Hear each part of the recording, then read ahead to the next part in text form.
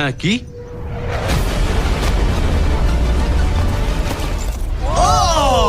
এই বাংকারটা পুরো ধ্বংস হয়ে গেল। পরেরটা গিয়ে দেখা যাক। পরেরটা হলো $1 মিলিয়ন বাংকার, যেটা বানানো হয়েছে মিসাইল শুট করবার জন্য এবং মাটির নিচে নিউক্লিয়ার মহাবিপর্যয়ের হাত থেকে বাঁচার জন্য। কিন্তু ভেতরে কি করে যাওয়া যাবে?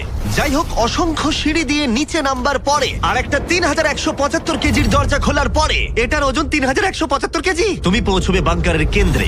ও মাই গড! এটা দেখে পুরো স্টার ওয়ার মনে হচ্ছে। এই রুমটা থেকে মিসাইল লঞ্চ করা হয়। এই ফেসিলিটিটা নিউক্লিয়ার অ্যাটাক থেকে বাঁচানোর জন্য তৈরি করা হয়েছে। ও, চাইলে অ্যাটাকও করা যাবে।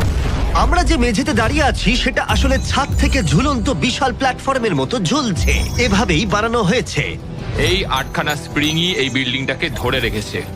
এটা বিশ্বাস করা কঠিন যে 50 বছর আগে আসলে এটা একটা মিসাইল কমান্ড সেন্টার ছিল, কিন্তু এখন এই মানুষটা এটাকে একটা লুকোনো সুরক্ষিত বাংকারে পরিণত করেছে, যা যে কোনো মহাবিপর্যয়ের সাথে লড়াই করতে পারবে। সরকার তোমাকে এটা করতে দিল কি করে?